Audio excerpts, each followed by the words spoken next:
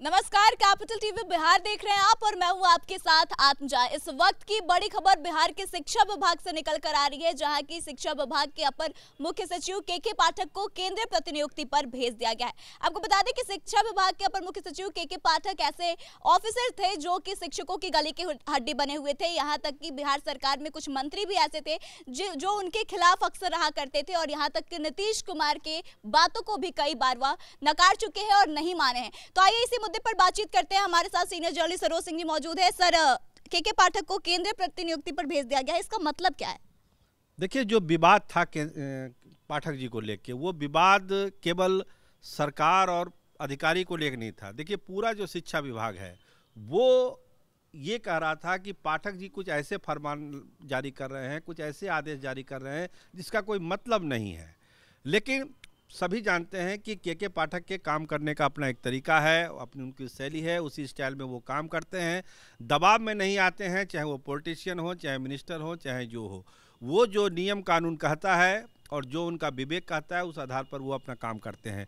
तो काफ़ी दिनों से ये चर्चा थी कि केंद्रीय उनको दूसरे विभाग में भेज दिया जाएगा, शिक्षा विभाग से हटा के उनको वित्त वाणिज्य में दिया जाएगा, दूसरे विभाग में दे दिया जाएगा। लेकिन अब जो खबर आई है, जैसा कि आप बता रही हैं अपने ब्रेकिंग न्यूज़ में, कि उनको सेंट्रल डिप्यूटेशन पर भेजा जा रहा है, केंद्रीय प्रतिनियुक्ति पर वो जाएंगे, ऐसी खबरें हैं।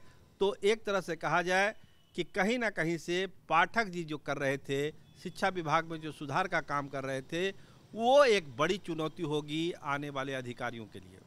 सर, जैसा कि देखा जा रहा है कि पिछले कई महीनों से के पाठक को लेकर काफी ज्यादा विवाद चल रहा है बिहार की राजनीति में, बिहार के शिक्षा विभाग में।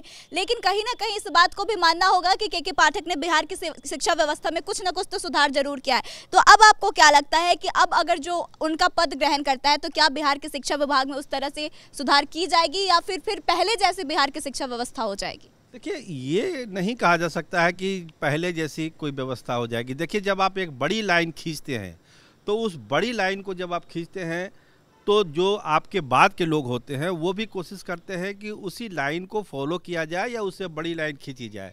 लेकिन बिहार में जो एजुकेशन का सिस्टम है, जो इंफ्रास्ट्रक्चर है बिहार में, वो एक बहुत बड़ा चैलेंज है किसी के लिए, चाहे वो के पाठक हो या कोई पाठक आए, उनके लिए एक बड़ा चैलेंज है। और जिस तरह से बहुत सारे सिंडिकेट काम करते हैं शिक्षा विभाग में, बहुत सारे, कहा जाता है कि शिक्षा माफियाओं का एक सिंडिकेट है जो तमाम तरह की चीज़ें इन्वॉल्व है एजुकेशन से लेके, उसमें अपनी वो हिस्सेदारी देते हैं, उसमें बहुत सारा खेला बेला होता है, तमाम चीज़ें जिसको पाठक जी पसंद नहीं करते थे। आखिर वो किसी के आँख के किरकिरी बने हुए थे, कोई उनको खटक रहा था कोई, तो यही सब चीज़ों से खटक रहा था। पाठक जी अगर कह रहे थे कि स्कूल की टाइमिंग सुधरे, साफ सफाई हो, क्वालिटी एजुकेशन हो, गरीब बच्चों को पढ़ाया जाए, तो ये अपने आप में एक मॉडल चीज़ है, एक अच्छी चीज़ है। लेकिन जब इम्प्लीमेंट की बात आती है तो इम्प्लीमेंट के लेवल पर ये देखा गया कि बहुत सारी दिक्कतें आने लगी। अभी जो आज ही विधानसभा में बड़ा हंगामा हुआ कि भाई टाइमिंग को लेके क्या हुआ, आपकी बात नीतीश कुमार ने जब कह दिया तो वो बात क्यों नहीं मानी गई।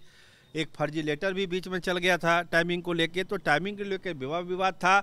माले के सारे लोग बहुत बिगड़े हुए थे, यहाँ तक कि सब पार्टियों के लोग बिगड़े हुए थे, केवल माले के लोग नहीं बिगड़े हुए थे।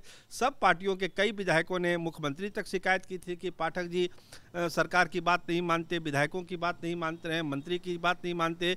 उनके जो शिक्षा मंत्री थे पहले चंद्रशेखर, उनसे उनका विवाद जग जाहिर है। तो तमाम चीज़ें थी, तो आज उसका प्रतिफल ये निकला कि आखिरकार उनको केंद्रीय प्रतिनियुक्ति पर जाना पड़ा। सर, जैसा कि आज ही की यह घटना है, ऐसा देखा गया कि कुलपति और कुल सचिवों के वेतन पर के पाठक की तरफ से रोक लगा दिया। फिर विधानसभा में हंगामा हुआ। उस वक्त सम्राट चौधरी ने एक बात कही कि उनकी नीतीश कुमार के साथ बैठक होनी है। तो क्या के पाठक अपने मन से केंद्रीय प्रतिनियुक्ति के लिए आवेदन दिए हैं या फिर उन पर प्रेशर बनाया गया है? आपको क्या लगता है? देखिए, केंद्रीय प्रतिनियुक्ति में जाने का काम एक दिन में तो होगा नहीं, उसकी एक प्रक्रिया चल रही होगी। अब जैसे हो सकता है कि उनका रिक्वेस्ट लेटर आया हुआ होगा कि जो बिहार सरकार उसको अप्रूव नहीं कर रही होगी कि नहीं, पाठक जी को अभी और रहना चाहिए यहाँ पे। लेकिन जब मामला इतना आगे बढ़ गया और सम्राट चौधरी ने खुद सदन में कहा, आप खुद कर रही कि सम्राट चौधरी ने कहा कि कार्रवाई होगी, कुछ एक्शन लिया जाएगा, तो मुख्यमंत्री से उनकी बात हुई होगी, तो उनके आवेदन को अप्रूव किया गया होगा। तो अभी तो बहुत सारी खबरें आनी है इस पर। अभी तो जो पहली खबर है, जो ब्रेकिंग न्यूज़ आप बता रहे हैं, तो पहली खबर है, लेकिन किस प्रक्रिया के तहत ये सब हुआ है ये तो अभी देखने वाली बात होगी। तो एक दिन में तो नहीं हुआ होगा, उनका एप्लीकेशन होगा, प्रतिनियुक्ति का एक प्रक्रिया होती है, उसको पास करके बिहार सरकार ने फाइनली उनको कहा होगा कि ठीक है, इनको हम रिलीज कर देते हैं, आप ये केंद्रीय प्रतिनियुक्ति पर चल जाइए। तो जो विवाद था, लगता है कि आज के बाद वो थमेगा, लेकिन जो नए अधिकारी आएंगे उनके लिए एक बहुत बड़ी चुनौती होगी शिक्षा विभाग।